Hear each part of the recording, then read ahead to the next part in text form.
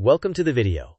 Today we're dismantling a popular teen finance myth that saving a small amount is easier than earning a larger amount. In reality, consistent income is the foundation that makes saving and investing actually work. We'll walk through a simple, actionable system to earn, save automatically, enjoy life without burnout, and invest early, even with small amounts. Let's begin by outlining what you'll learn, and then we'll move into the myth versus reality.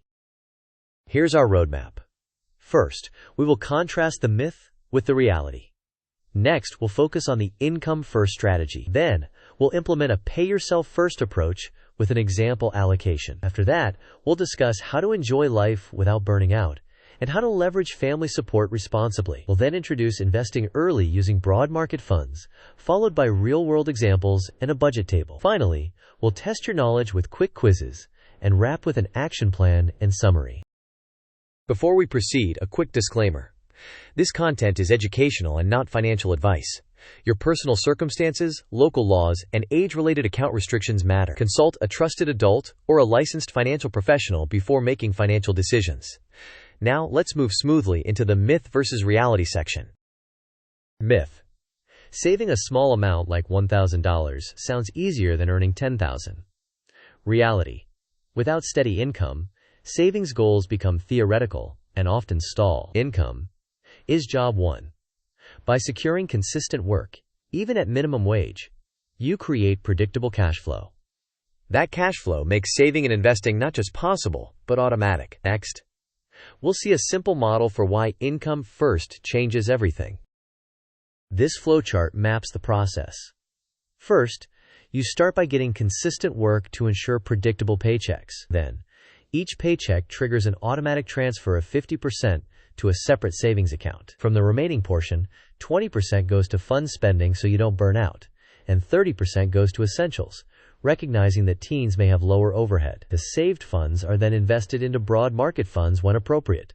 Finally, the process repeats with each pay cycle. The feedback loop emphasizes that consistency, not one-time actions, builds wealth over time. Now let's break this into concrete steps you can set up this week. Start by securing consistent work. Part-time roles, freelancing, or small side businesses all count. Next, set up direct deposit or a regular payment method. Decide your target savings percentage before you get paid, for example, 50%. Then, schedule automatic transfers to a separate, untouchable savings account so you don't need willpower every pay cycle. Include a small fund budget to maintain motivation and avoid burnout. Finally, review your results and repeat this process with each paycheck.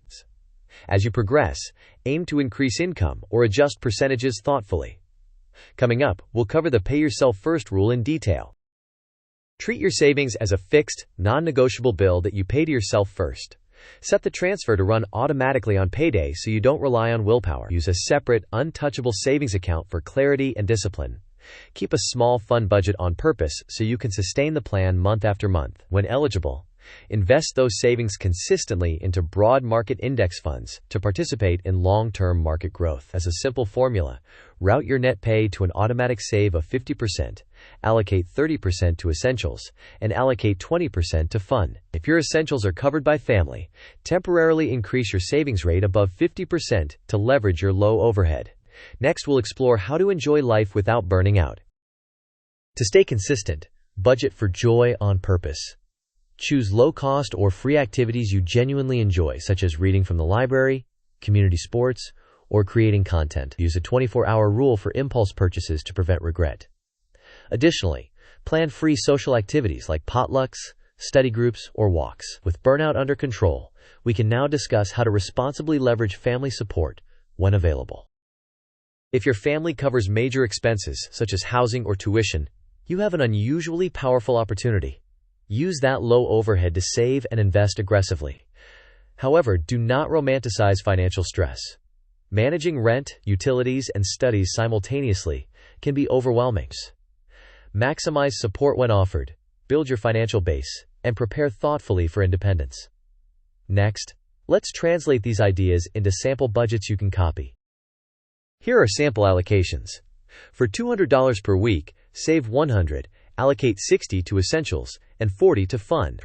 For $400 per week, consider $220 to savings, $120 to essentials, and $60 to fun. For $800 per month, you might save $440, spend $240 on essentials, and $120 on fun. These examples show how a higher savings rate is achievable when your essentials are lower or supported. Now let's visualize one of these allocations with a pie chart. This pie chart illustrates the simple 50-30-20 split. Half of your money is routed automatically to savings. 30% covers essentials, which are often modest for teens. The remaining 20% is reserved for fun to help you stay consistent. The goal is not perfection, but adherence. Routing money the same way every pay period. Now that the budget is clear, let's talk about investing early with broad market funds. When eligible, use broad market index funds, or ETFs, because they offer diversified exposure at low cost. Automate small, regular contributions, even as low as $10 to $50 per month. Long-term participation typically matters more than timing the market. If you are a minor, you may need a custodial account. Ask a parent or guardian. For example, starting $50 per month at age 16 and continuing consistently can compound significantly over time if average returns are achieved. Next, we'll test your understanding with a quick quiz. Question: what is the true foundation of wealth building for teens in this framework? Option A: aggressively cutting expenses. Option B: creating and maintaining consistent income. Option C: timing the stock market. Option D: buying individual hot stocks. You may pause the video now to think about the answer. We will discuss the answer in the next section of the video. The correct answer is creating and maintaining consistent income. Reliable cash flow enables automatic saving and investing. Now, let's turn this into a concrete action plan you can implement this week. Here's a 7-day plan. Days 1 and 2, apply for part-time roles or pitch a simple service at school or locally. Day 3, set up direct deposit and create a separate savings account. Day 4, schedule an automatic transfer of 50% on payday. Day 5, clearly define your essentials versus fun and cap fun at 15 to 20%. Day 6, set up or plan the appropriate brokerage account for index fund investing, involving a parent or guardian if you're a minor. Day 7, make your first automated micro investment of $10 to $50. Next, we'll compare the myth of saving $1,000 with the reality of earning $10,000. Saving $1,000 seems easier in theory, but without automation and steady income, it often relies on willpower and stalls as essentials fluctuate. On the other hand, making $10,000 pushes you to build skills and maintain consistent effort. That steady cash flow allows for automatic saving and investing, creating repeatable cycles. Moreover, earnings can scale as your experience grows or as you increase hours worked. Now, let's reinforce the routine with another quick quiz. Question: which habit best prevents burnout while still saving aggressively? Option A: eliminating all fun spending. Option B: setting a small, planned fun budget. Option C: increasing credit card limits. Option D: skipping meals to save. You may pause the video now to think about the answer. We will discuss the answer in the next section of the video. The correct answer is setting a small, planned fun budget. This keeps you motivated and helps you maintain the savings plan over the long term. Next, we'll visualize multiple earning paths you can start as a teen. This mind map outlines diverse earning paths. Part-time roles such as retail, food service, or lifeguarding provide steady hours. Freelance options like tutoring, design, or video editing can pay more as skills grow. Micro-businesses, including yard work, reselling, or crafts, are highly accessible. Online avenues, such as surveys, content creation, or microtasks, can fill gaps in your schedule. Finally, investing in skill building through certifications, courses, or apprenticeships increases your earning potential over time. With multiple routes available, you can test and double down on what works. Now, let's consolidate the key points. Here are the key takeaways. First, prioritize income. Second, automate saving and treat it as a fixed bill. Third, use a separate account and invest consistently. Fourth, plan fun spending to avoid burnout.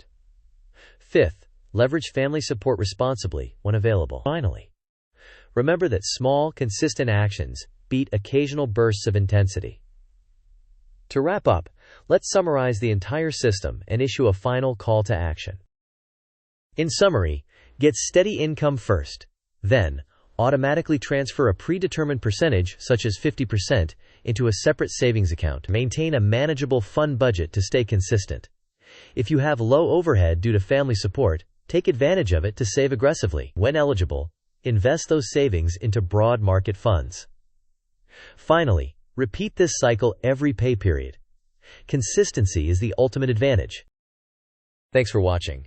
If this video helped, please like it, share it with a friend who needs a simple plan, and subscribe for more straightforward money content for teens. Tell us in the comments, what's your savings percentage this month, and which earning path are you trying next? See you in the next video.